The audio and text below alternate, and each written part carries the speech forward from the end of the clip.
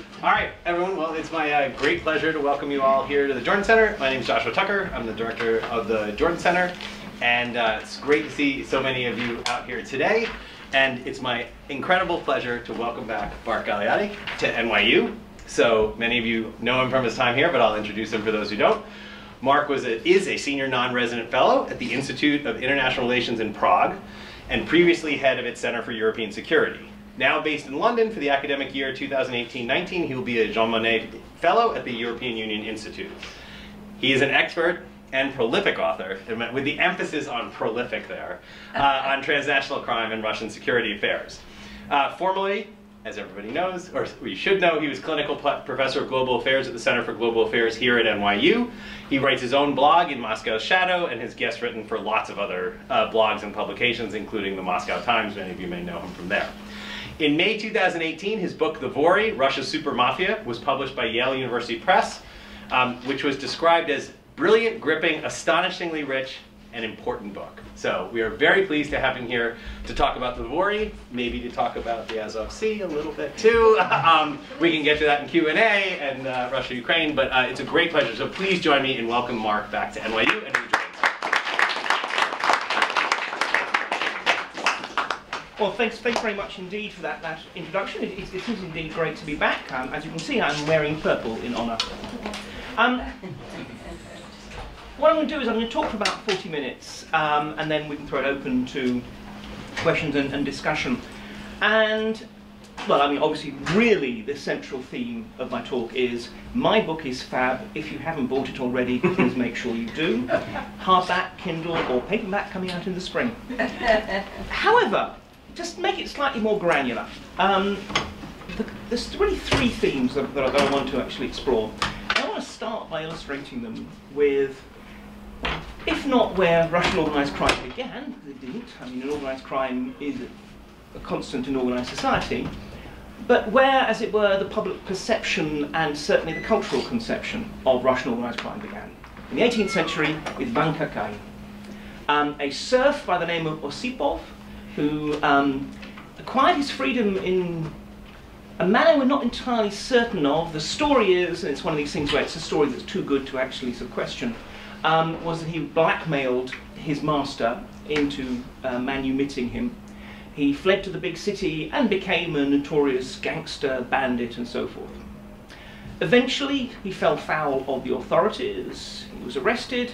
However, he took advantage of an amnesty to basically become free by becoming an informant for the authorities. However, as is so often the case, while the authorities felt that they were running him, he in fact was corrupting his handlers, who increasingly just basically became his krisha, to use that splendid Russian word, his roof, his protection. However, over time, they got greedier and greedier. They expected more and more. And that, in turn, drove Vanka into increasingly daring and audacious crimes, which eventually led to his downfall, his arrest, and his death. Now, the interesting thing about Vanka Kain is not that this is a particularly unique story, but that this became, in many ways, the first real story within Russian popular literary canon, and the centre of a whole series of oral and then, in due course, written tales, thoroughly mythologized. And that story still continues to this day. But I think there's three themes that his tale, I think, illustrates. First of all, the extent to which, in many ways, it is the state that gets to define its own underworld. To put it another way, the underworld is the dark shadow of the upper world. And organised crime tends to fill the voids, the lacunae, the gaps, in governance, in legitimacy of upper world society and so forth. And in the process, organised crime often is instrumentalised by the state in different ways, sometimes overtly, sometimes implicitly. But this becomes a two-way process. Who ultimately is corrupting whom? Where is the line drawn between these two things? So, defined by the state, attempted to be used by the state, in what becomes a dynamic two-way process. And the third element is the cultural dimension. The extent to which gangsters have not just filled a sort of particular niche regularly in Russian culture, but Russian culture more sort of broadly conceptualized as Russians' concept of the world in which they live, the environment, the social environment in which they live. And particularly this very Russian notion of the honest thief, which you still find today. This notion that a gangster is an honest thief. Not because he's a good guy fallen on bad times. It's actually quite striking how absent the sort of redemptive Robin Hood mythology is. Well, he's a bandit, but that's because the authorities are the bad people and he's just looking after the poor or whatever. No, I mean, the honest thief is generally a bastard. He does bad things for his own benefit. But the point is, he is honest about it. And the juxtaposition is between the honest thief and the dishonest thieves who wear, depending on era, the uniforms, the suits, the bicorn hats, the Rolex watches, the clerical surplices, whatever. In other words, the people who are in charge, the people who are meant to have a responsibility towards society, and yet who are also robbing society blind at the same time. So this is something I wanted to explore, the extent to which actually in Russian culture we see a strong distinction between honest and dishonest thieves, not to sugarcoat the former, but in some ways to use it as a way of particularly castigating the latter, the dishonest thieves. There is a strong moral economy at work in how Russians represent their gangsters. And this is something that actually came up in my own, I hesitate to call it research because it involved going and drinking with a gangster. But that is much of what my research involves. So as you can tell, essentially to carry out this kind of research, you essentially need, first of all, to have an exceedingly dodgy moral compass. It was a Chechen hitman. Now, I was in Moscow, and someone I knew and trusted rang me up and said, this guy you really need to meet. Oh, what is it? It's a Chechen hitman. Now, my first response was obviously, Chechen hitman, cool. But on the other hand, my second response was also, Chechen hitman. So we arranged to meet, well, I arranged to meet him at a cafe at Sheremetyevo Airport. Not because the cafes at Sheremetyevo Airport are that particularly outstanding, but because then we would all have to have gone through metal detectors and be surrounded by lots of humorless men in uniforms. As it was, though, he was lovely.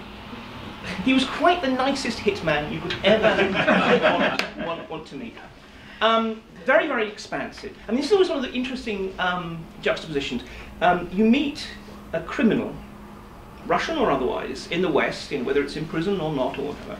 You always have to start with the obvious look, I'm not your lawyer, I am not your priest.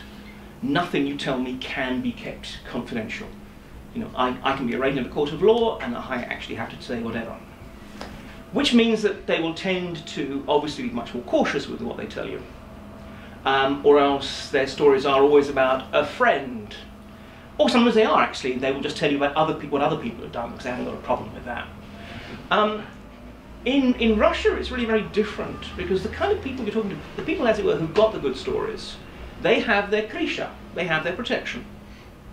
And so in a way, they don't really need to worry too much about what they have told some foreign professor. If the problem in talking to people in the gangsters in the West is getting them to talk, well, the problem in Russia is often getting them to shut up. But also knowing how far they're telling you real stories compared with just, hey, I have a captive audience who's willing to keep buying drinks. I'm not really sort of an ethical research kind of person. And so what you often have to do is then go back and triangulate and find other people who can corroborate or deny and so forth. I then later talked to someone from MUR, which is the Moscow Criminal Intelligence Police Department, who absolutely, when I said, oh, серьезный человек, he's a serious man, and basically sort of corroborated many of the more sort of outlandish stories. But the interesting thing about my friend, the Chechen hitman, not my friend, is the extent to which he actually, first of all, he very much defined his political career, his criminal career. Yeah, that's a little Freudian slip there. in terms precisely of the political environment. That his childhood had been as one of the Chechens who were deported from Chechnya by Stalin in 1944. Astonishing operation in which an astonishing number of Chechens died as they were scattered across Central Asia and Siberia and could not return until after Stalin's death.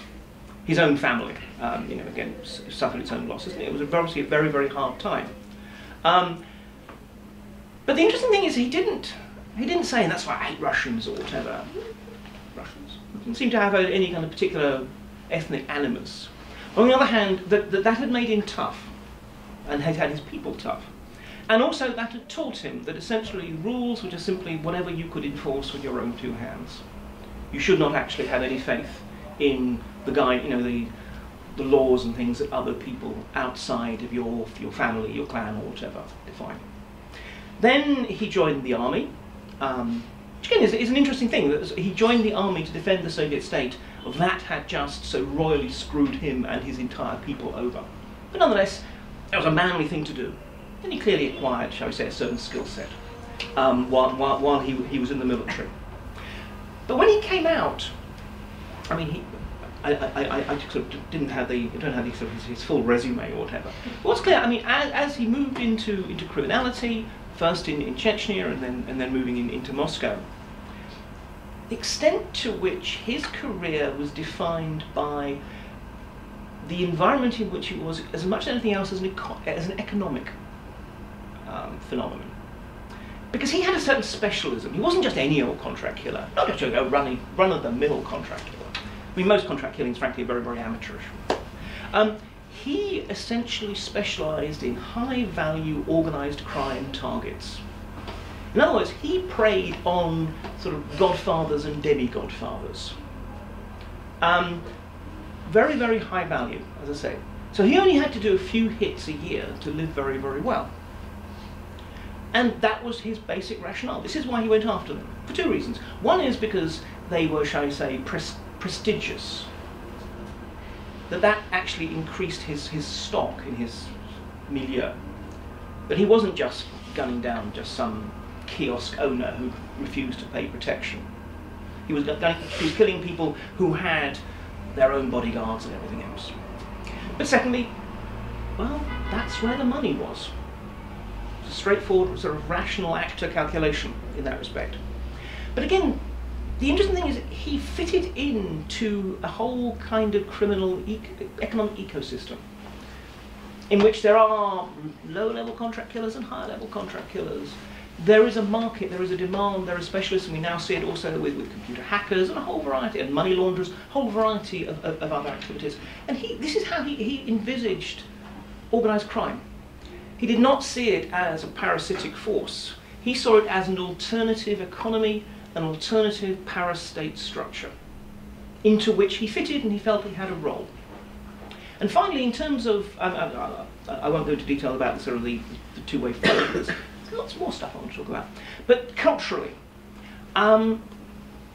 it's hard to get away from the extent to which there is what can really call a fan base for Russian gangsters in Russia. There are websites like Crime, who enumerate all of their kind of resumes and their crimes and their activities, but more importantly than that, have comment sections. And you have people commenting about how, no, this is the really best one or whatever. No, I think someone, I'm sure, there was, I don't know if you had them in the States, trump cards. So you played this game where, it could be tanks or ships or whatever, all of whom had, how fast it could go and how many guns it had. And as kids you'd sort of play, mine has 4 guns, and you go, oh no, mine only has 3, so you win.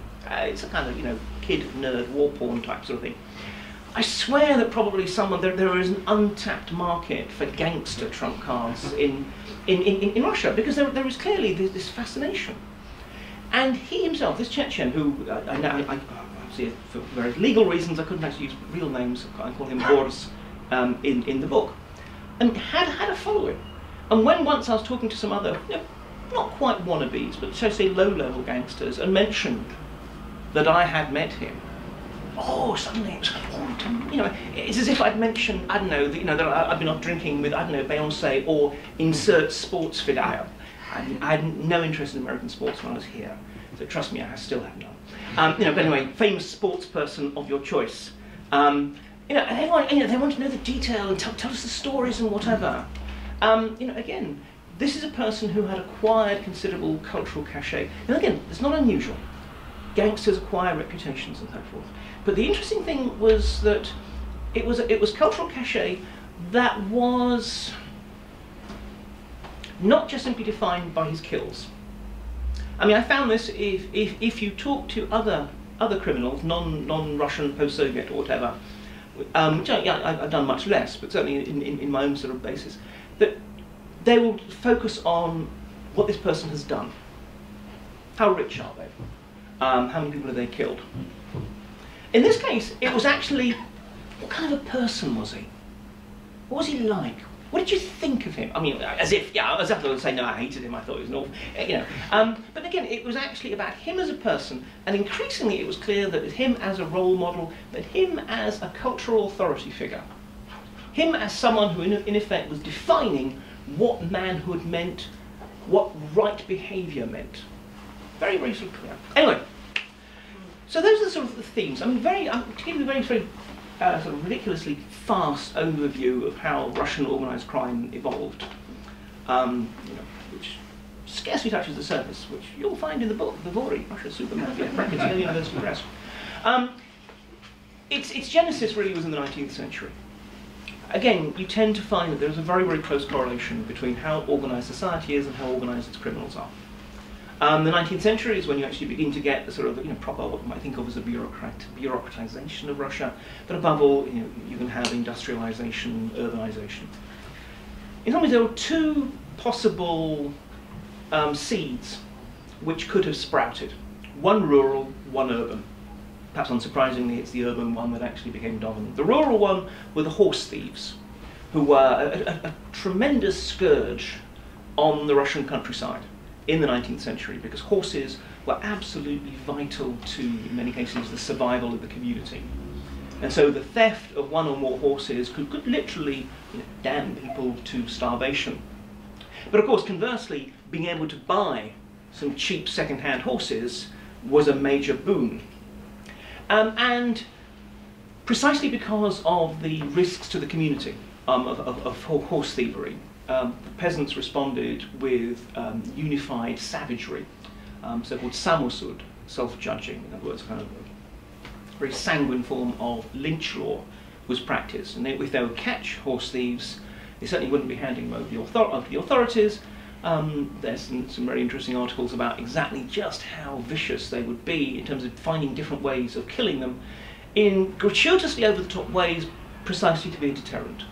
And in fact, many of them will then find that their broken bodies will then be displayed at the local crossroads as a sort of horse thieves not wanted here sign. And so the horse thief gangs themselves had to get bigger and more organised and better armed, precisely because they had to deal with tougher peasant resistance. And in some cases, they would be gangs dozens or even more than 100 strong. They would acquire their sort of hideouts. Often it was actually a village. You might not like the horse thieves, but it was a good thing to have horse thieves have their base in your village. Firstly, because they would provide a degree of protection. Secondly, you tend to have first pick of what they could bring in. But on the whole, horses are identifiable. The same way it would be a very, very stupid car thief who steals the car from one house, goes 2 doors down and knocks and said, "I've got a car, would you like to buy it?" Well, so too, horses are, whether it's just in terms of brands and so forth, but also just because people get to know their horses, are recognisable. And so what emerged was actually a fascinating inter-regional economy, which in a way would stretch largely nationwide, but in which actually gangs of horse thieves would swap or trade stolen horses for other stolen horses from other regions that were kind of untraceable, shall we say, at home. Or else they would sell them to, well, who was the main buyer of horse flesh at that time? It was the state. Above all, it was the army. So you begin to have, through the medium of sort of horse dealers, interactions in which essentially the state is benefiting and sometimes, of course, entirely unknowingly, but it's hard to believe that was always the case, from organised criminality, in order to get the horses that it needed for its cavalry and artillery and so forth, cheaply. So you already have a degree of interaction with the state, in which on the one hand the state is technically trying to stamp out this bandit scourge, but on the other hand, other elements of the state are busy thinking, okay, this is a good way of getting horses that we need.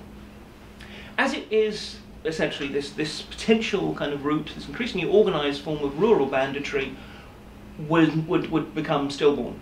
It would not evolve into anything more, particularly because of World War I and the Civil War, where there was such a voracious demand for horses that in effect horses were nationalised.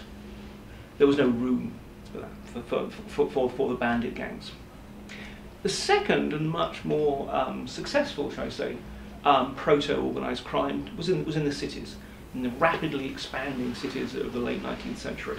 And in particular in the miserable slums that were the result, the Yami, the pits.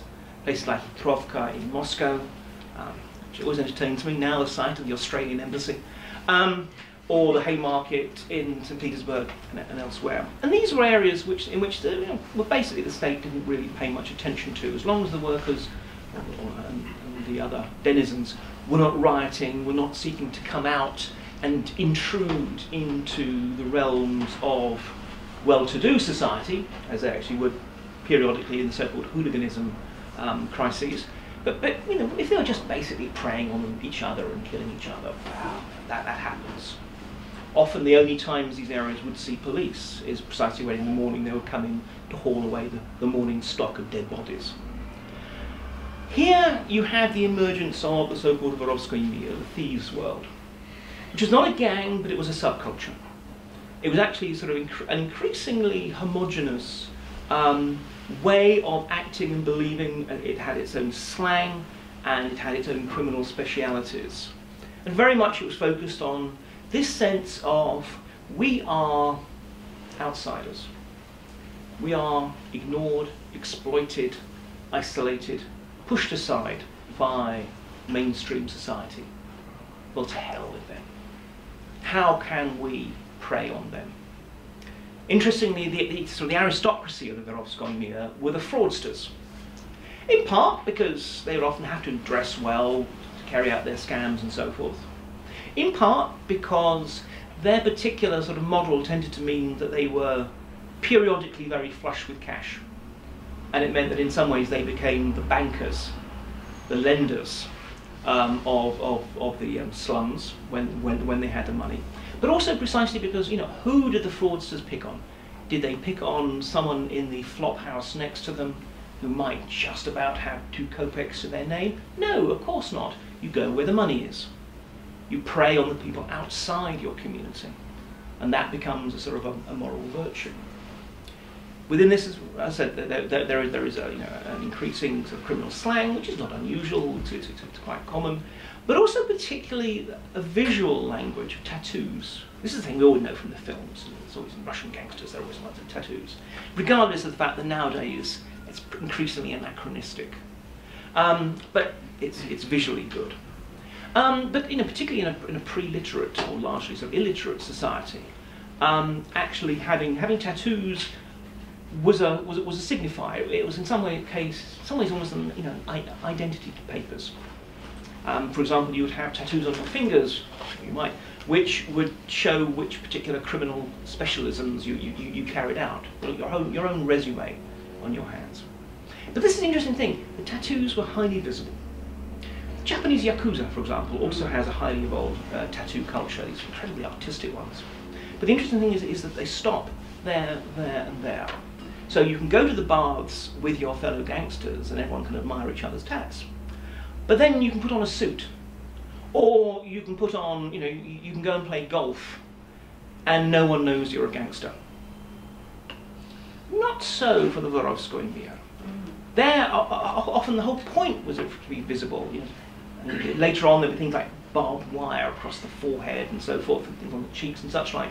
Because precisely it's meant to be an indelible signifier that you are part of this particular subculture and not the other. You are burning your bridges. You're saying, I'm making a life choice, that I'm in the Vorovskoy mir, the thieves' world. Again, it is a world. It's worth mentioning the word mir also means a peasant commune. Again, it's a sort of a social world, rather than the other one. And these tattoos are often explicitly blasphemous.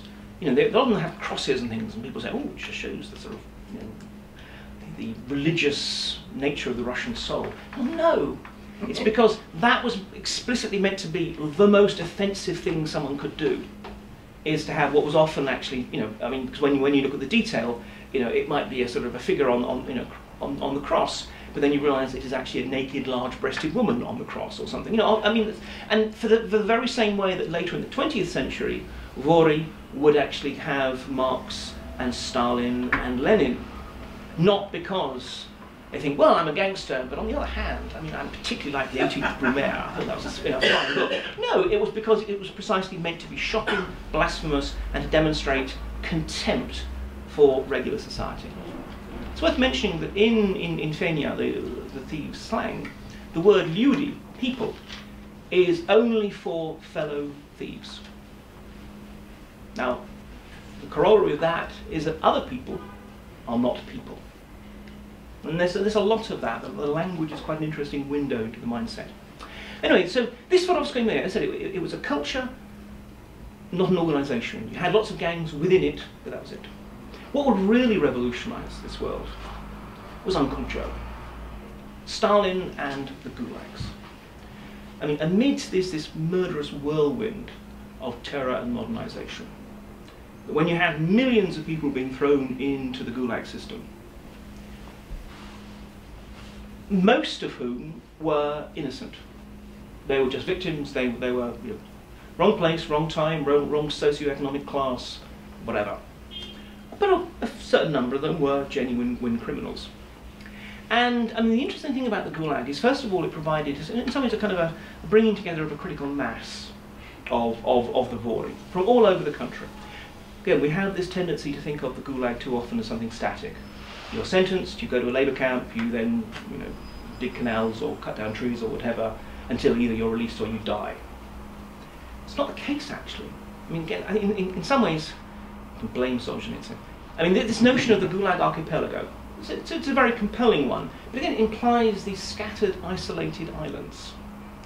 Whereas in fact, there was constant through flow of people being moved from one place to the next. There's too many workers here now. There's been a cholera epidemic there, so we need to move more people. The ETAP system of prisoner sort of transport was nationwide and busy all the time. Now, why that's important, why in fact it was a Gulag network, not an archipelago, was precisely that actually it meant that criminals from all over the country would be thrown together, have a chance to sort of basically, again, further cement the homogenization of their culture, and then continue to transfer and reinforce that all around the Gulag system. So in some ways, and also spread information and news through the movement of people. The second key point about the Gulags, and perhaps most important, was the extent to which the state increasingly sought to co-opt criminals to be its agents within the system. In my view, very much the original impetus for the Gulag system was political. It was about control. It was about, obviously, sweeping up people who might be a threat, and also cowing everyone else. But increasingly, it also had an economic dimension. This was cheap slave labour.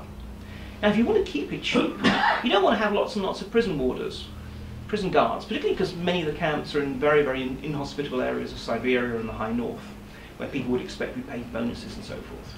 It's a lot cheaper to co-opt criminals to legal service. Because let's be honest, if you're going to think, well, who are going to be our foremen, our enforcers, our guards, and in due course, sometimes even our administrators, do you pick a bespectacled 54-year-old professor of philology from Leningrad? Or do you pick a thuggish 27-year-old who's there on 3 consecutive life terms for multiple murders?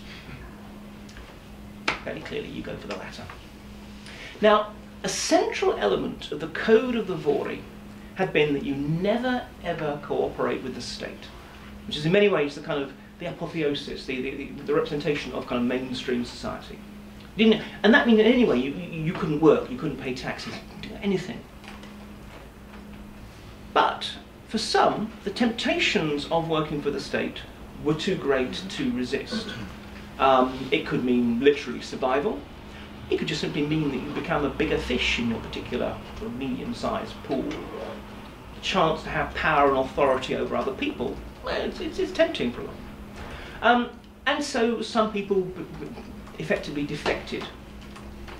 Now, in the process of doing this, they turned their back on the central tenet of the old code, and as such, they became effectively anathema, blood enemies of the sort of mainstream culture. I mean, the Blatnia, the traditionalists, described them as suki, bitches, and various other things. Let's call them scabs, it's nice.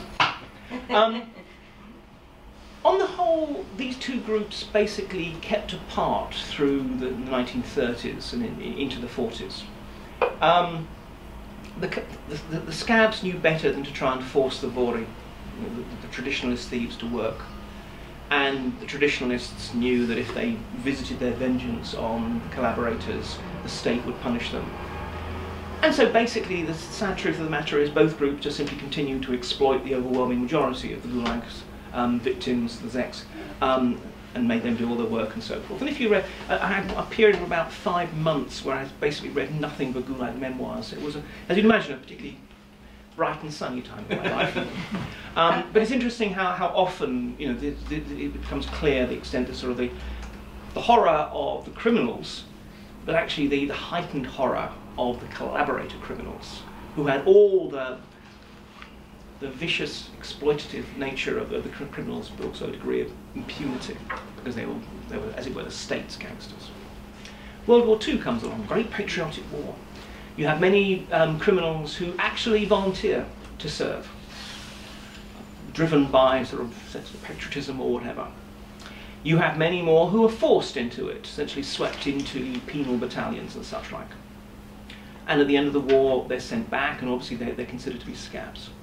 But you also have, and again, one of the other, I mean, you know, Stalinism is so full of horrors.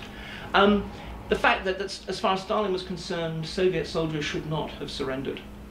And therefore you have the horror of Soviet soldiers in Nazi concentration camps being liberated at gunpoint, loaded onto trains, sent to Soviet filtration camps, and large numbers of them being sent straight into the Gulag.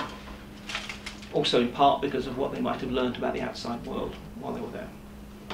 So you had ex-soldiers suddenly swelling the ranks of the scabs.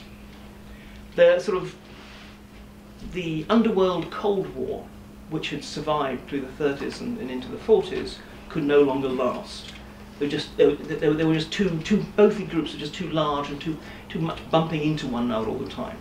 The result was the so-called Bitches War, the Scabs War, which ripped through the Gulag system in the late 40s and early 50s, and essentially made the Gulag system almost uncontrollable and certainly unprofitable.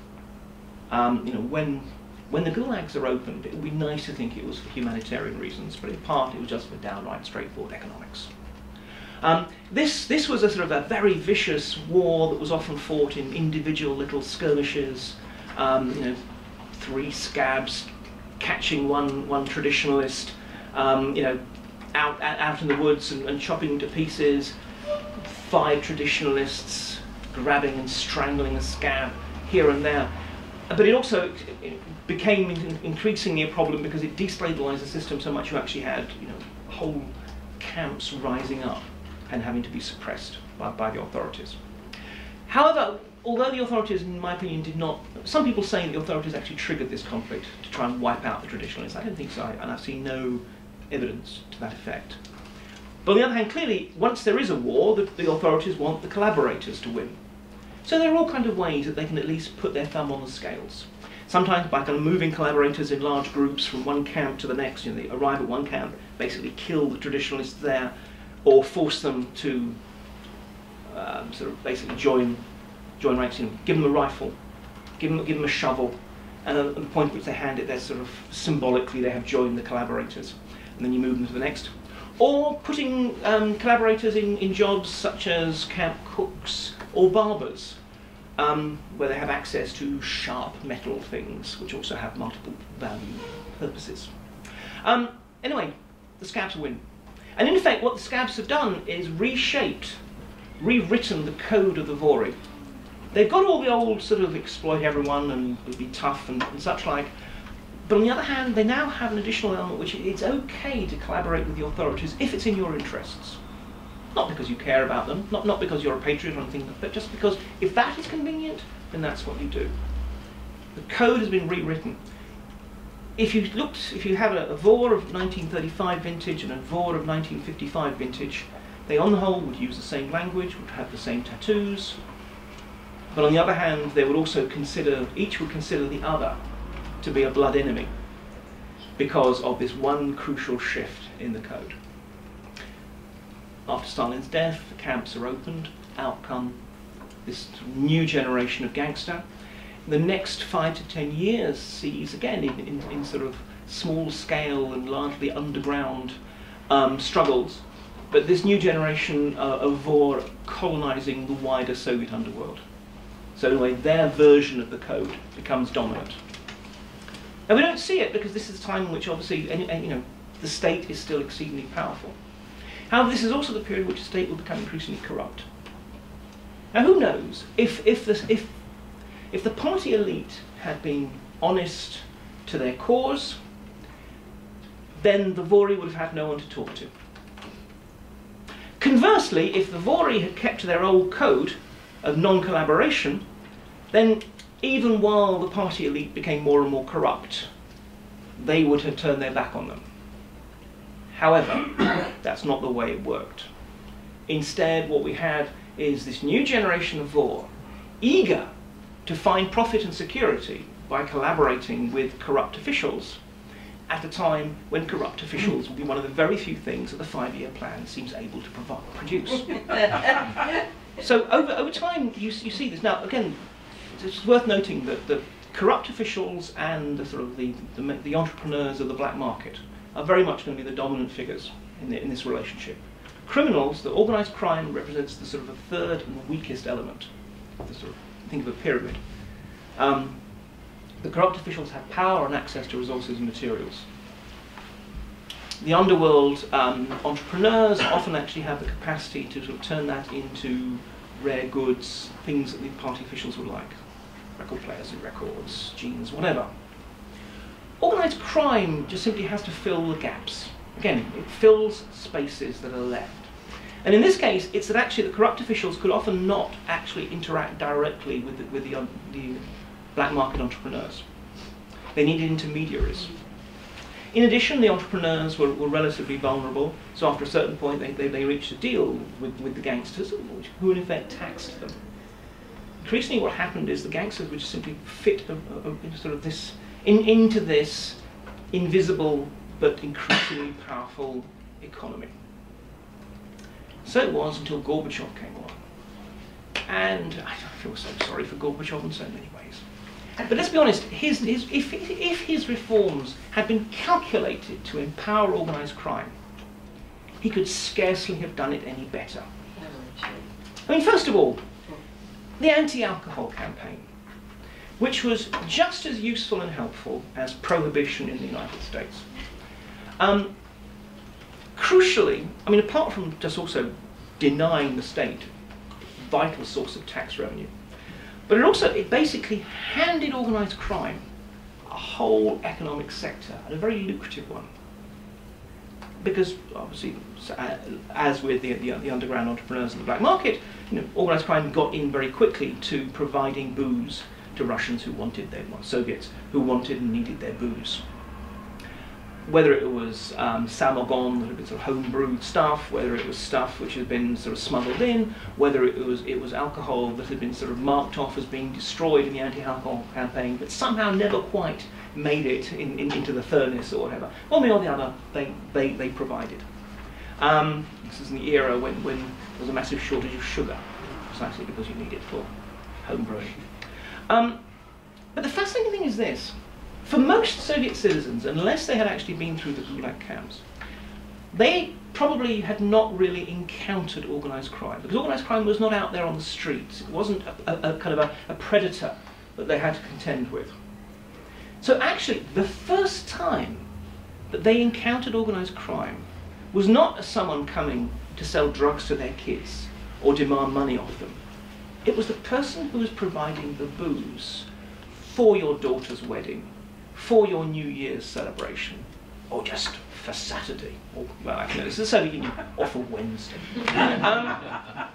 They were service providers, they were welcomed. And again, I remember talking to one person who had been a shestyorka, a gopher within the underworld at this time, who said he was just so amazed about they would go into these big, I suppose we call them projects, big sort of, run-down housing developments to sell booze. And people would be coming up to them and saying, lads, can you also get us some cigarettes? Lads, do you know anyone in the local council? Lads, how can I get my daughter to see a doctor? They suddenly became the Swiss Army knife, the multi-purpose tool you could use to unlock this increasingly closed and hostile system. So again, if we're talking culturally, that is an absolutely crucial distinction between how most cultures encounter organised crime and begin to develop their first notions of what a gangster is, and how it happened within the Soviet Union. So, anti-alcohol campaign means that the gangsters now have vast amounts of money. What the hell do you do with lots and lots of rubles? You can't put it in the bank. You can't really go and buy very much with it. I mean, literally, in some cases, there was actually a problem of how do you store it? There was one gang that actually basically built a shed in the woods outside Moscow just to be the shed they filled with money. Literally shed-fulls of cash. And then Gorbachev began to liberalize the economy with a cooperative system. In other words, creating a variety of small-scale business enterprises that people could set up. A restaurant, hairdressers, auto repair shop, or whatever, generally providing better service but at higher prices. First of all, these were great targets for precisely kind of good old-fashioned mafia tactics, because most people resented the cooperative movement, thought, well, why should these people be getting rich and so forth, including the cops, and therefore they were very vulnerable to protection racketeering. But they also provided wonderful front operations for organised crime to invest its money and to launder its money. So again, at a very early point, what you start to get is gangsters becoming service providers and also gangsters getting into business. A very, very sort of quick process. And that's going to create a new breed of gangster. The tattooed hard man becomes increasingly less relevant. This is the beginnings of what will later be called the autoritieti, the authorities. A new generation of gangster leader who's basically a gangster businessman who has crime as part of his business portfolio, has stuff that's entirely legitimate, and lots of stuff that's grey in between. The legitimate business outlet that also happens to sell counterfeit goods. The factory that pays its taxes but actually has a lot of trafficked labourers working on the shop floor. These kind of mid areas. So the gangsters are getting richer. They have a certain degree of social cachet, and then in a way the third crucial element of Gorbachev is basically that the system falls apart. Who is in charge? Who can control them? Even before the formal collapse of the Soviet Union, the control mechanisms were falling apart. The police was basically in no fit state to be able to actually enforce the laws. You had a new you had a new sort of political model where all of a sudden people who had become used to power now had to realize that they needed to win elections. And how useful is it to have allies who can get out the vote, who can make sure that enough people go to the polling stations and they vote the right way, or at least that the right ballot papers are in the boxes, whether or not you've actually bothered with that tedious necessity of actually having a person put it in individually. And again, what happens is, and this is the model that we see elsewhere. This is very much kind of Dashiell Hammett, snake pit municipalities of interwar America type stuff. The point is, here it's happened at incredibly fast, high speed, and at a time when precisely the system is collapsing. In the 1990s, everything is up for grabs. The whole concept of what a capitalist economy means is defined from scratch.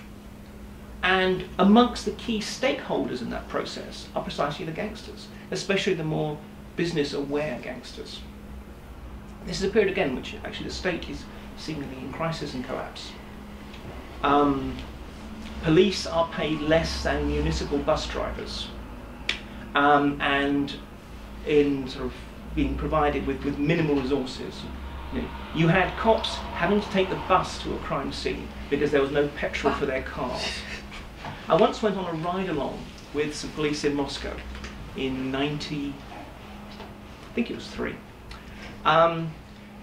And first of all, I mean, again, I don't know how far this was let's haze the foreigner, but they gave me a vest.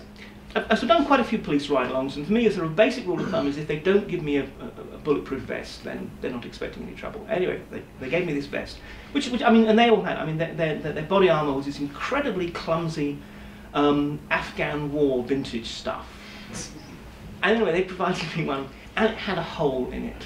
And they said, well, this is the only vest we've got spare. So I thought, I'm not going to ask how it became spare. And again, I mean, it is entirely possible that was just simply having a bit of fun with the foreigner. And that's fine. But anyway, we piled into this little Wazik Jeep. So there's the driver, there's the guy with a sort of Kalashnikov submachine gun and a KSU-74 in front, and then the guy with the full assault rifle in the back, sort of squeezed next to me. And the patrol was meant to, had basically a list of kind of, locations it was meant to run.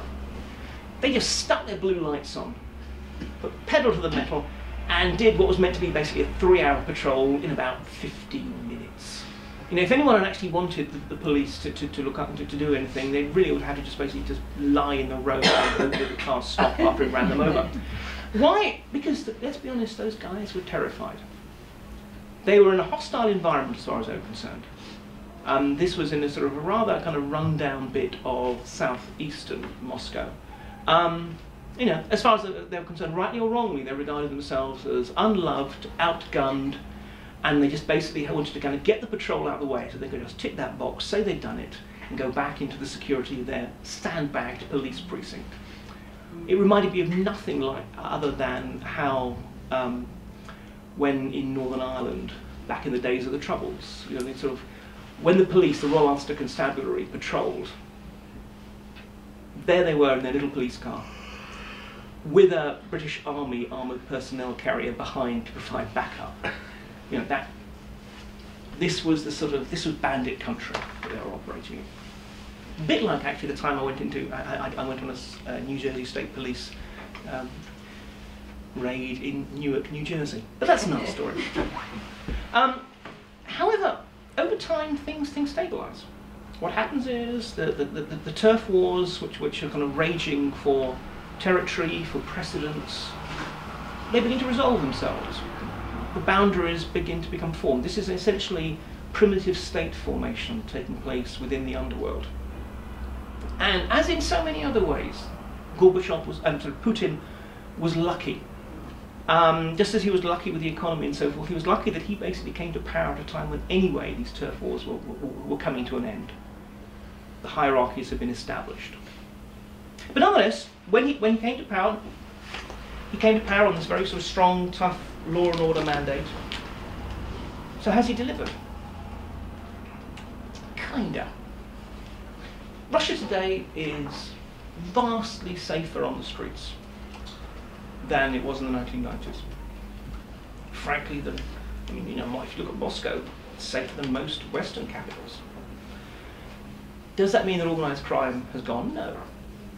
What has happened is essentially the state has imposed a new set of operating principles, a new set of rules.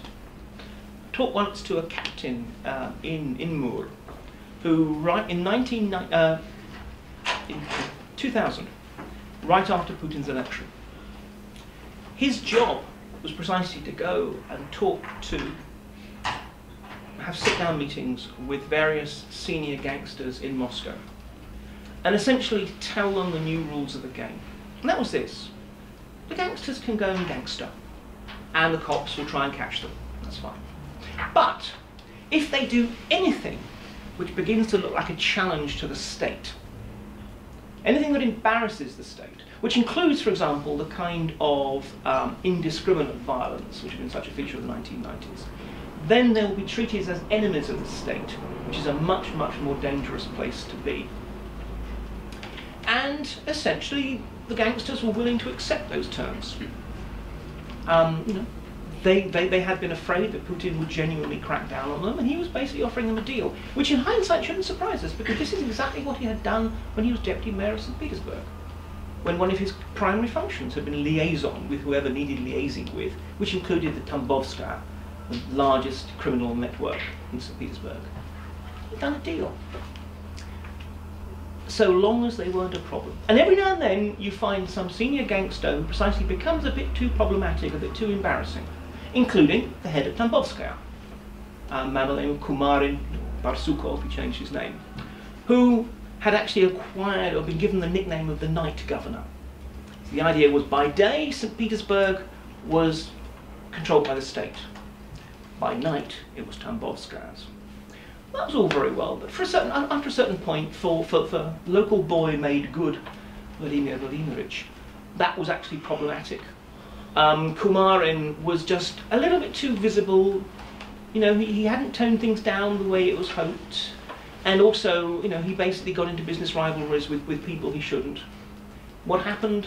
300 police commandos were sent from Moscow to arrest him. He was grabbed, airlifted back to Moscow. Now, did they need 300 police commandos to do it? Of course not. They were just making a point. Remember, the state is the biggest gang in town. If we want to, doesn't matter how big you are, we will get you. And there have been other figures, the mayor of Makhachkala and so forth, who every now and then the state decides to make a demonstrative act. But on the whole, it's been phenomenally successful in Putin's own terms. Organised crime is still exceedingly powerful, but it has learnt to accept the rules of the game as defined by the state. And increasingly, that is actually turning into an active one. Until 2014, the rules of the game were defined in negative terms. These are things you don't do. Now we're beginning to find it more defined in positive terms as well. These are the things we want you to do. We're finding, for example, of Russian-based gangs in Europe, particularly being used as an extension of the Russian security intelligence apparatus, for example. It's not that the two have merged. It's one of the reasons why I hate this term mafia state. Mafia state implies that either Putin runs organised crime, or that organised crime runs Putin. And the answer is, neither's the case. They're just good friends. The state kind of sets parameters, and organised crime tends to operate within those parameters because it is to its advantage. But these are separate. So to kind of wrap things up and come back to our sort of starting themes, what we're seeing is bit by, Russian organised crime has evolved dramatically, far more so than, say, American or Italian organised crime in the same 100 and a bit years. And in every case, it has evolved because of the state. The state has, in a way, shaped the underworld. Whether it was in terms of buying the horses from the horse thieves, and then in due course not, and deciding the horses were all its own. Whether it was in terms of neglecting certain communities to such extent that they basically built alternative, parallel power structures and societies within the slums, or then later on co-opting criminals to be the agents of the state within the Gulag, to then later on allowing them to perform this vital function in making the lives of corrupt functionaries even more pleasing than they might, to essentially turning them into business entrepreneurs, such that the old school gangster has been replaced by a new school of sort of a business gangster, through to now a kind of, not an alliance, but certainly a sense that actually organised crime is not really a priority and an issue, and as long as it stays within a box that the Kremlin defines, everything is fine. But on the other hand, who is entirely using whom? Depending on, look, assessing the cost of corruption and criminality is an incredibly complex art, and most of the estimates, frankly, could just as easily have been done on the back of a napkin for their accuracy. Nonetheless, I mean, we're talking about probably at least 25% of the Russian economy that, to some extent or another, is eaten by corruption, embezzlement, and organised crime. Now, organised crime is the least of those. Who really steals from Russia? It's high officials and their friends in business, not the gangsters. But nonetheless, the gangsters facilitate that. It is often, for example, the gangsters' money laundering networks which allow these officials to move their money out of the country. And more generally, I mean, we still see corruption being absolutely central to this political system, and often debilitatingly so. So it's again, this is not a mafia state, but this is certainly a sort of a state with a powerful and parasitic mafia. And culturally, final point. I mean, as you imagine, I sort of always enjoy watching Russian cultural output that involves gangsters. And if one looks at the sort of the recent three, I think, provide a fascinating scheme for how organised crime's perceptions have changed. The film Brat, Brother, then its follow-on, the much glitzier Brat 2, Brother 2, and then a sitcom called Fizruk, which is PE teacher, or what do you call it, PT teacher? Anyway, physical education teacher. In Brat, the kind of rather alienated hero is basically a vigilante. Organised crime is presented as essentially a non-Russian, from the Caucasus, it's an alien phenomenon, which has to be beaten up.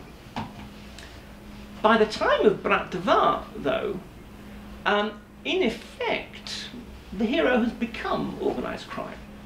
And there is a marvellous line, "Are you gangsters? No, we're Russians." And that's delivered not in a way to suggest, how dare you suggest that any Russians may be gangsters, but in that sort of way of more or less, where's the line between the two? The outsider vigilante has become the gangster. And in a way, no one's really surprised or noticed that. But by the time we get to Fizruk, which is essentially a kind of fish out of water comedy of a kind of gangster who's become a sort of security goon for, again, one of these autoritieti type sort of businessmen, dubious businessmen, who get sacked, and as a way of trying to get back into his boss's good graces, sort of inveigles a position at a school so that he can kind of watch over this guy's daughter. It's a fish out of water comedy. I mean, he could just as easily have been a policeman or anyone else, but just who suddenly find himself as a teacher in a school. But that's the point. There's no attempt to sugarcoat it. If this had been an American sitcom, by the end of episode 2, you'd have been able to see the outlines of the redemptive arc. Whether it was the love of a good woman, or whether it was, paternal feelings toward the kid, or whatever. You'd know that ultimately there was this heart of gold that was just seeking to burst out. Fizruk, not so much. I mean, yes, there's kind of, evolving relationships, but basically speaking, he's a thug. He doesn't mind beating the snot out of people. He drives a sort of honking great big black 4x4. He has the jewelry. I mean, he is a thug, and he remains a thug. But that's not the whole point of the sitcom. This is not about mafia. That's just kind of, what does he do? Oh, he's a gangster. It's normalised. And I think this is the increasing thing, which in some ways is one of the more depressing things, is actually the normalisation of organised crime. That the gangster is no longer seen as the outsider. That increasingly, I mean, chanson, gangster music, is very, very prevalent. And you might say, well, so is gangster rap in America. But gangster rap is still identified. Even if other people listen to it, it comes from a certain ethnic, socio-economic milieu. Chanson is not like that. Chanson is precisely, it is something that is regarded as, it's everyone's, maybe poor rather than rich, but it's a generic. It does not come from a subculture, it comes from the culture as is. So in that context, it might be surprising to say that I'm actually unfashionably optimistic. I think things are changing. And I think in the long term, in that usual 2 steps forward, 1.8 steps back way, Russia is going in the right direction. See, that's both to lubricate my throat and to provide a dramatic pause. Firstly, because the successful autoritieti increasingly have reached the point where they have outgrown the criminality. When you rob banks, you don't want there to be a police force. By the time you own banks, you're quite keen on the state, i.e. the taxpayer, providing a police force to guard your bank. We can see increasingly that there is a generation of people who have made their money who are now instead looking for legitimacy, and perhaps most importantly of all, security. The capacity to, for example, hand on their assets to their own kids. I mean, this is one of the great generational things. Very few gangsters want their kids to be gangsters. They want them to be lawyers or orthodontists or whatever. And in a way, that's what we're getting. We're reaching the point where soon there will be that handover of assets. That generation which made its money in the 1990s is reaching the stage where it's thinking about transitions. And for that, they need security, they need legitimacy, they need a form of rule of law, property rights. And to do that, in a way, they'll have to break with the gangsters, with up to now, the sort of the tattooed hard men, who up to this point they still have a kind of uneasy alliance with. They're going to have to make a decision. Are they going to keep that alliance or not? And I think actually at the moment the signs are that they will want to break away. Secondly, this is an underworld itself, which is under significant pressures. The status quo, which is basically obtained for the last 18 years, is increasingly tense. And you know one of the reasons why? Not enough gangsters are being killed. Social mobility. In the 1990s, because there were so many gangsters being killed, if you were smart and ambitious, you could rise very quickly, almost literally into dead men's shoes. Now, though, people are living that much longer. And so you have a generation of essentially 40-something gangsters who are tired of being lieutenants, who are thinking, well, when am I going to have my time at the top of the system? And increasingly, that's actually leading to fragmentations within the underworld. Now, why that's important is because that actually poses a challenge to the state. Because these fragmentations invariably mean violence, overt, visible violence. And the state has, now at the moment, every time there's been, where it looks as if there's going to be a re-emergence of mob wars, the state has moved very quickly to actually try and dampen it down. The point is, all it takes is one spark to not be dampened down, and things will change very differently. And again, in that case, what is the state going to decide? Well, I mean, I think this is a state which is jealous of power and jealous of the visibility, not just the substance of power, but the presentation of power. It cannot afford to look weak.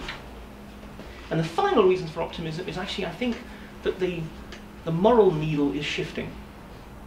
I think if one looks at opinion polls, one sees increasing dissatisfaction with corruption, with criminality, with illegality. I talk to cops, Russian cops, and I wouldn't say that the current generation are as clean can be.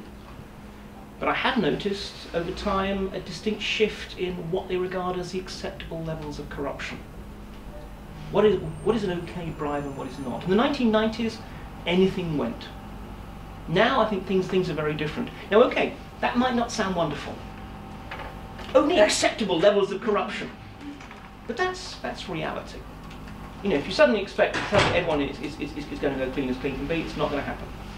But cops, judges, it's actually harder and harder to bribe judges these days. Okay, you go to the general prosecutor, you go to the Ministry of Justice instead. There are still ways of getting around it. But the point is, I see a slow maturation of the system. I see a slow emerging articulation of people thinking this is not the way we want things to be. And actually, if one looks at Italy, very different country in so many ways, obviously much more strong institutions and so forth.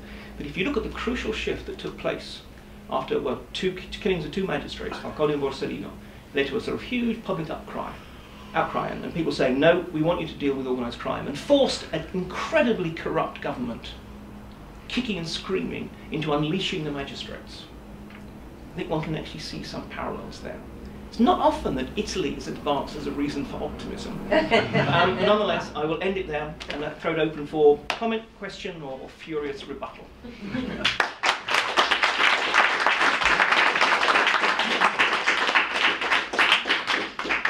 want me to take questions for you, or do you want to take them yourself? I'll do it. Okay. I think it's all right. People can bring that. That's fine. Yeah.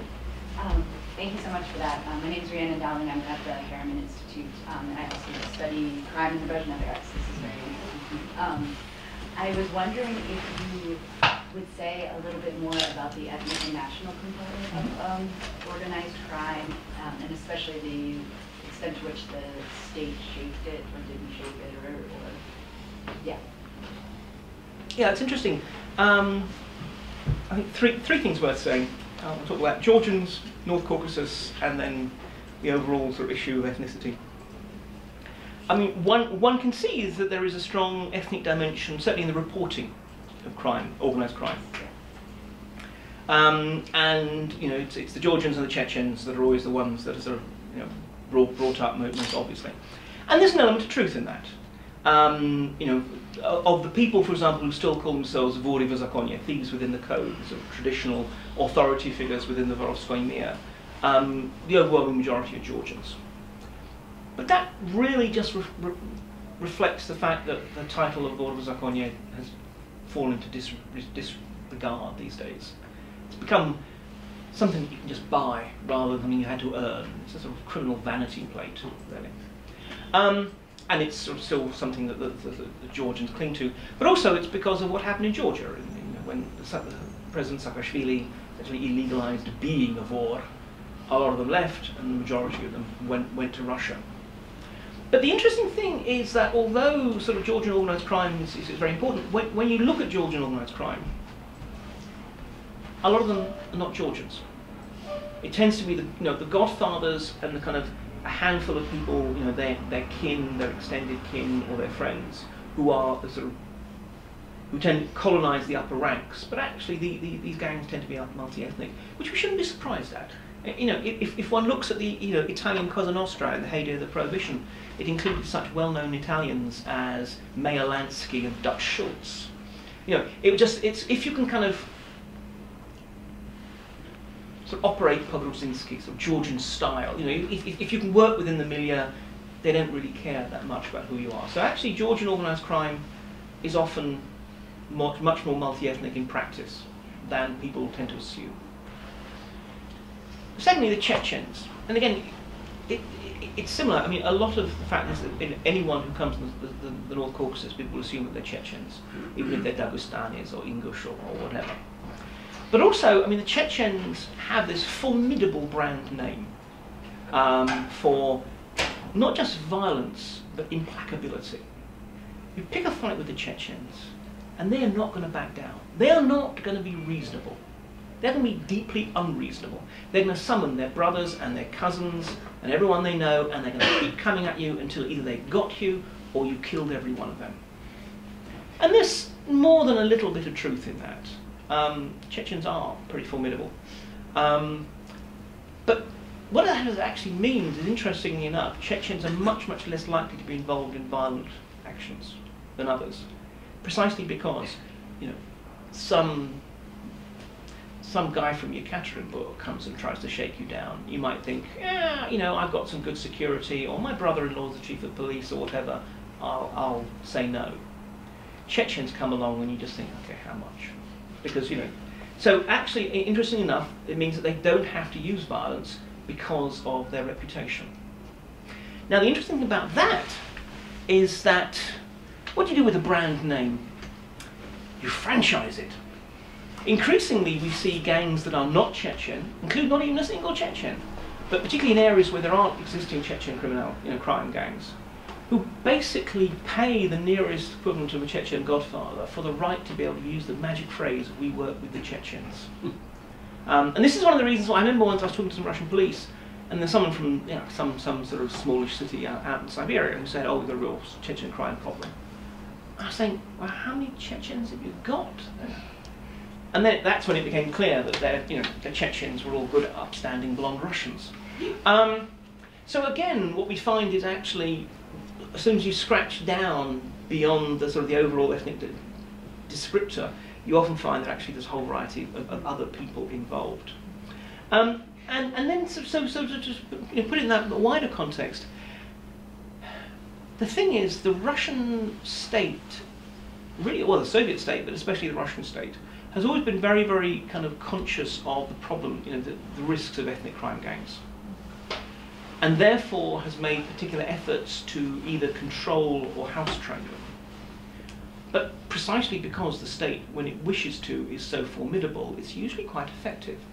I mean, for example, during both Chechen wars, what's striking is, although there was a big concern that the Chechen criminal diaspora would help the rebels, it didn't happen. Why? Well, in both cases, but particularly in the second one, once Putin was in power, I mean, the word went out. Look, if we get any hint that you are backing the rebels, we're going to come down on you so hard. And the Chechen godfathers held a skodka, a gathering, and they decided, and they thought, actually we're on to a pretty good thing here. Our cousins back in Chechnya, good luck to them. They essentially allowed any of their fighters, if they wanted to go and join the rebels, that was fine. They wouldn't prohibit it, but they wouldn't do anything to support. And the only case where we really do know, for example, that Al-Qaeda money went to armed rebels through the Al-Haramain Foundation, which is a Saudi-based sort of front organization. They first went to the Chechens, who said, thanks, but no, we're all right. And eventually it was ethnic Russian criminals who took Al-Qaeda money to provide guns for Chechen rebels to kill Russian soldiers. It was the Chechens that already said, we're fine about that. So again, actually, the ethnic dimension gets talked about a lot, but as soon as you start breaking down, it's clear that it's nothing like as important as often the sort of front page reports would suggest. Yeah. My name is Underworld. I'm Russian, and it's very lovely to meet you, Mark, after years of online acquaintance. I have two questions, if I may. The first question concerns the future. So you write in the Vory about veterans returning from the Afghan war, only to swell the ranks of the Russian underworld. Will the people returning from Russia's conflicts, or the conflicts that Russia is involved in abroad right now, change the face of the Russian underworld in any way? And if yes, how? And if yes, how will they change, even in a broader sense, this sort of the interim period that we are starting to slide into in Russia? The second one concerns Eastern Europe, where I'm from. There has been a growing number of curious clashes of interests, not so curious, but a growing number of clashes of interest between between the US and Russia in my country, Hungary, but also in the Czech Republic. One of the latest examples involves two weapons smugglers who were arrested in Hungary and then extradited to Russia instead of the US. There is obviously a growing pressure on these countries. I do not want you to speculate, but in your opinion, how much of this pressure comes through official or semi-official channels, and how much of it comes through the underworld? Okay, yeah, and not so much questions as flowcharts. Veterans of the wars. Well, you've got to realise that 1 million Soviets went through Afghanistan in the 10 years of the war. We're talking about vastly smaller conflicts. And also, Afghanistan coincided with the general collapse of the Soviet system, its ideology, but also its economy. In the main, I think it depends. If you are a soldier in Wagner, a sort of private security mercenary company, you're being relatively well paid. If you're a kontraktnik, a volunteer Russian soldier, you're being relatively well paid, and actually fairly well looked after compared with, at least compared by sort of usual standards. The difference is the whole penumbra of volunteers, patriots, miscellaneous thugs and crazies who we've seen operating in the Donbass, where Russia has, again, sought to weaponize organized crime. I mean, many of the sort of militias are really based on gangs, which were just given the opportunity of turning underworld power into military, political, and economic power, and who regard the war in the Donbass as an opportunity for enrichment. A classic example is you trigger a skirmish with Ukrainian forces, you burn off 10,000 rounds of ammunition, you say you burnt off 20,000.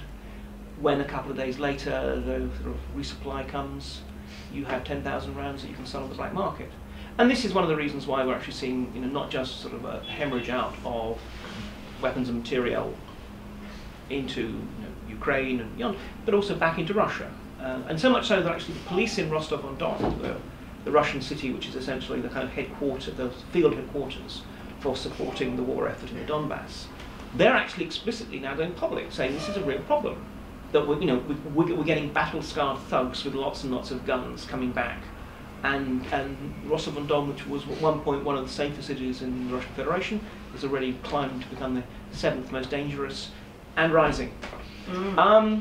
So I mean, there is, but as I said, I think it comes not from people wearing Russian uniforms, whether or not they have badges, but rather the fact that the Russians are also using a whole variety of kind of non-state deniable, on the whole uncontrollable sort of assets.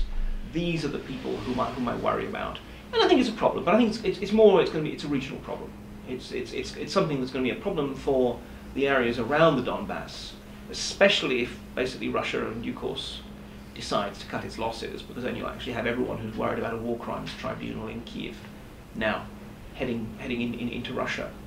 But as I said, I think it's relatively manageable. In the main, when Russia uses these things, these forces, it prefers that they're either safely away from its own borders, Hezbollah militias in Syria, or essentially controlled, like the Chechens. I mean, Chechnya is essentially a sort of a criminalized independent warlordship that is funded by Moscow, but doesn't really be controlled by Moscow. It's a little kind of pro-tip. Next time you go to, it's the first time I went to this place. If you're in Moscow, stay at the President Hotel. I mean, it's brilliant as kind of late Soviet, early post-Soviet notions of what a prestigious hotel looks like. So it is an aesthetic treat. It is run and owned by the property department of the Kremlin administration, arguably the most corrupt element of a pretty corrupt structure.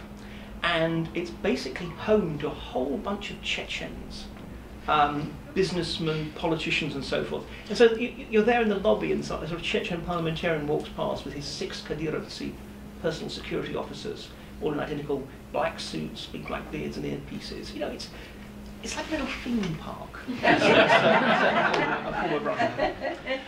Anyway, Eastern Europe, or Central and Eastern Europe. I think that the pressure really is, insofar as there is pressure, it's essentially state level, it's economics and so forth. The use of the underworld is, I think, very much into kind of very, very small, specific, small scale things. And if you take Hungary, for example, I mean, look, Orban's doing what he's doing because he feels he gains from it. It's not that he's forced into it, I think. It's because he actually enjoys this capacity to play the Russia card from time to time, saying, "Oi, Brussels, push me too hard and I've still got friends. And I can do this." So I think it's much more about state level politics than anything else. Yeah. You mentioned both Italy and Japan as sort of in your talk on the mafia. Italy is a state that is notoriously a weak state, and Japan is a state that's known for its centralization of power. Do you see any relationship of the way the Russian mafia is evolving to the Japanese model, where you've got, the police very much knowing who are the kind of the Oiban and the sort of the Yakuza, but it's very kind of closely managed, and you've got a kind of crossover in like the old LDP where people like Sasakawa and Kodama, who were kind of out of this sort of political criminal underworld, being very much linchpins of both the LDP but also Japanese policy towards the United States to kind of keep Japan in the oppo alliance with the United States. In other words, do you see the Japanese model somehow at all relevant to where Russia is going, or do you see Japan as too kind of culturally unique to have a kind of a general fit? I mean, first of all, I always kind of mistrust cultural uniqueness arguments, because that leads itself to Orientalism very easily, and we often get this with Russia. Well, it's just, you know, Johnny Ivan, he's just not comfortable with a law-based state. And I say that as a half Italian, whose name incidentally means convicts. so my study of organised crime was clearly predestined. But the interesting thing is, I mean, if you look at the sort of the glory days of organised crime, in many ways, in Russia and in Italy and in Japan, they prospered under one-party states. Technically speaking, Japan and Italy were democracies, but they were one-party states. Exactly, but in practice, you know, liberal Democrats in Japan, the Democristiana, Christian Democrats in Italy. What happens is, after a certain point, that it becomes obvious how that is both politically and economically dangerous and disastrous, how it's got a cozy relationship. And if you look at Japan, I mean, with the 1993, I think it was, anti-Boryokudan law, where they for the first time illegalized the Yakuza. I mean, up to that point, crime was illegal, but organised crime groups of the Yakuza were legal. So much so that actually, you know, everyone knew where the headquarters were. Right. And people had business cards. So, I mean, I'd love that. I wouldn't have a business card, say mafia. You know, and little lapel pins and all that kind of thing. And so there was an attempt to sort of not just legalise them, but actually also take the cultural battle to them. I mean, actually calling them Boryokudan, violent ones, rather than the old sort of Yakuza. And that lasted for a while, but you know, as ever, it's a kind of a problematic process. And what we have seen, in my opinion, is an element in which in Japan it's kind of, the campaign has to an extent run out of steam. Again, the Yakuza have realised that they can't operate quite so openly, they no longer, you know, they now work sort of more covertly with front companies and such like. In some ways they've been forced to move more into proper crime rather than sort of business crime, so they're now smuggling meth and so forth and anything else. But actually, in a way, in my opinion, look, I'm no expert on Japan, so treat this with caution to the point of contempt. But what's happened is, from the point where there was a kind of a clear, visible symbiosis between organised crime and the political elite, now that alliance has been broken. Organised crime has been sort of pushed down to the point where it's kind of back to being proper organised crime rather than an arm of the state. But it's fairly alive and well at that level. And in some ways, Italy, I mean, where the progress has been less marked, and it's been much more sort of erratic and sort of varied. But again, I mean, I think that the close ties, overt ties between organised crime and the political elite have been broken. It has now become a problem to be sort of so easily known to be sort of close to gangsters. The lesson for that with Russia is, again, I think we've not yet had that point where an elite begins to accept that it is a bad thing to be seen in bed with gangsters. We see individual specific cases here and there, but in general terms, and in part because the gangsters are much less overtly gangsters, they are more like the Yakuza in the sense of they often wear suits and are involved in business activities as well. You still got that. So I mean, I think that what happens in Japan could be a model. Putin could have done it in 2000. He chose not to. He chose not to consider this to be a problem. The state has that capacity in a way that it didn't in 1995. But I think, again, that's a sort of a step that still needs to be taken. Thank you. Hi, Mark. My name is Paul Delaguardia. We've spoken on the phone before.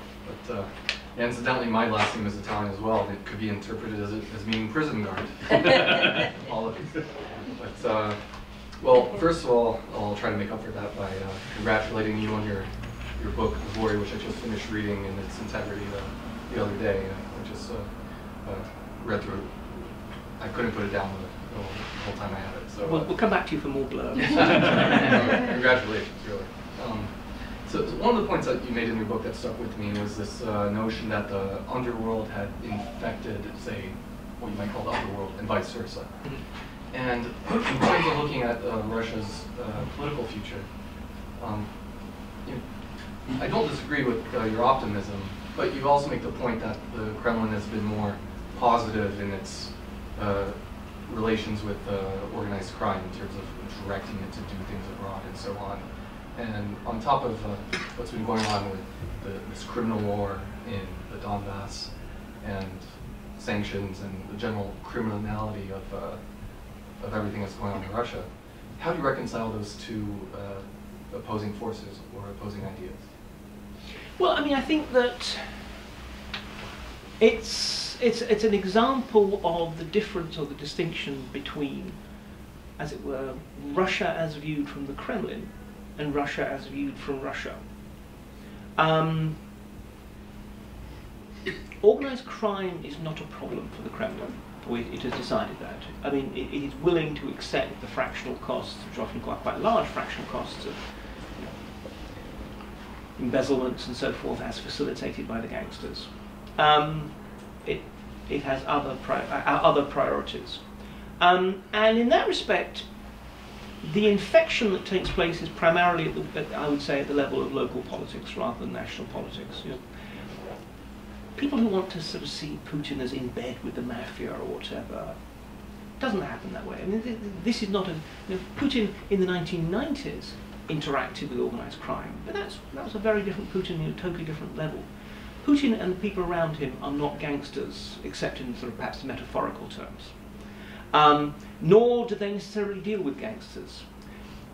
A suitable kind of way of looking at this is what happened with Sochi, the building of the Winter Olympics venues, where we know that there's a lot of organised crime activity, not just in terms of grabbing land in advance to sell at sort of inflated costs, but also in terms of providing traffic labourers and then getting rid of the traffic labourers, not fakely I should add, afterwards and that kind of thing.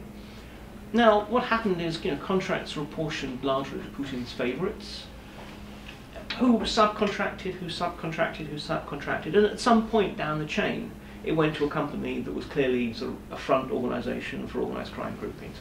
But it was a multiple removes, and the ultimate thing is actually that the venues got built. So this is how the Kremlin looks at it. Organised crime is not a problem because they know their place, they know that they will benefit by doing what the state requires.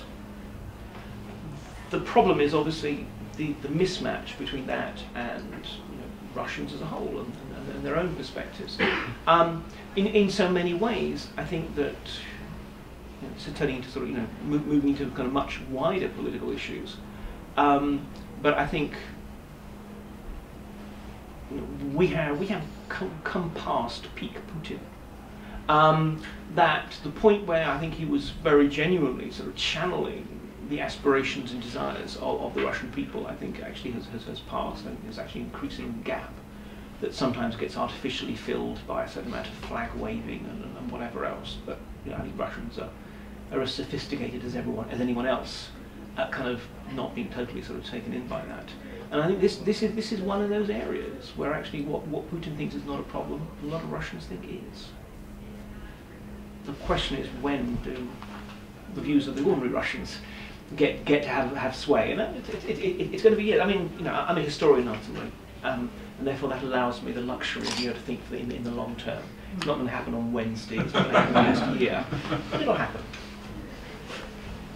So, I was sort of surprised not to hear anything in the talk about cyber and cybercrime and these sorts of things. So I was wondering if you could say a little bit about the rise of the sort of Russian cyber criminal, Russian cyber collaboration with the state.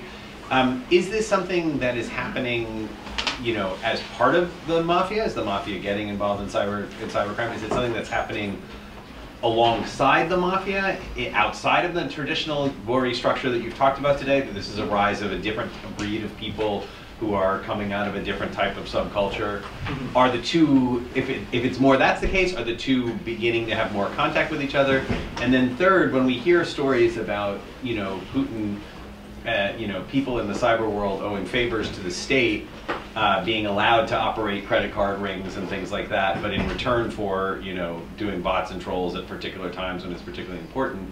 Is that something that the Vory play a role in? Is that part of a collaboration, or is that something completely independent that's the sort of security services going straight to people who are in the sort of cyber criminal world and has nothing to do with these sort of mafia gangsters that you're talking about here? Yeah, I mean, it's a good question, and the answer is precisely that it is, because these are different. This is different structures and different worlds. The people who get involved in hacking are not the kind of people who get involved in protection racketeering or drug trafficking. Now, many organised crime ventures sort of might have cause to need or want some kind of cyber dimension. And when they do that, they bring in an outsider. Exactly. I mean, what we have is there's a realm of specialists who do cyber criminality, you know, hackers.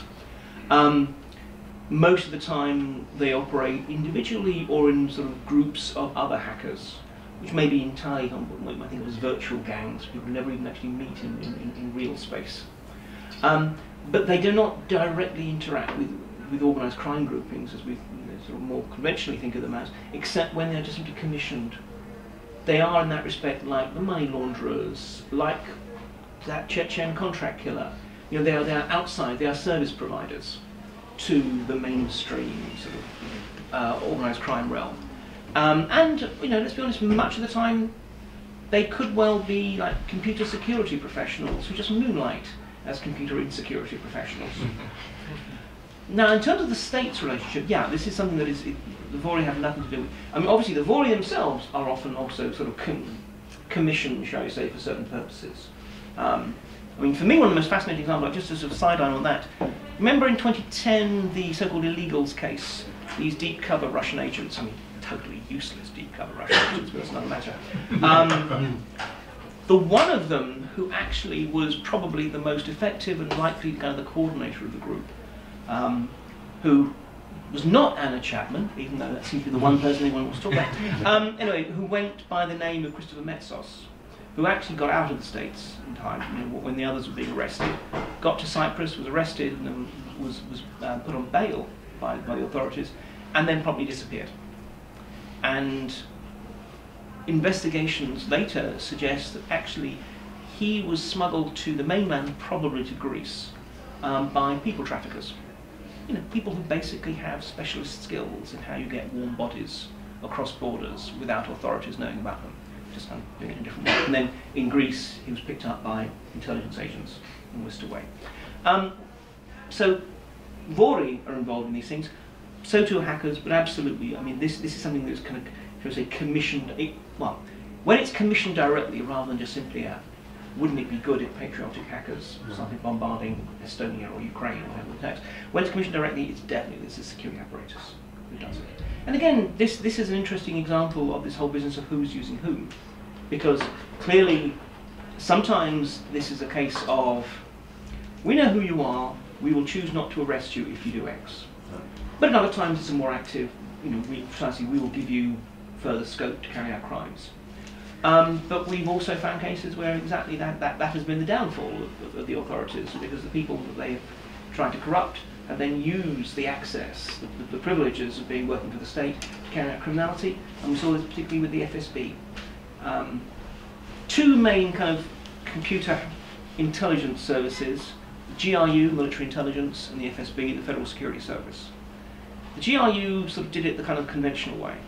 Find smart 24-year-old computer science graduates, you know, enlist them, train them up, and so forth. FSB thought, that's so boring, let's take some shortcuts. And they basically approached known computer hackers and said, how would you like to sign up, or how would you like to go to prison? And most of them said, signing up sounds good. And so in some ways, they thought, this is great, because it basically means we leapfrog the whole process. We get, you know, able, experienced hackers straight away, rather than have to build them up from scratch. But then what they found is precisely that these people, you know, when you conscript hackers, yeah, they'll do their work if they have to, but exactly at the same time they'll also hack and steal. So the FSB has basically had to kind of, well, there's been some arrests, but they're also actually kind of remodeling their whole computer intelligence department along much more conventional lines. So yeah, there is always this interesting sort of interplay, but the hackers are a separate world, which is one reason why they get like 3 pages in the book.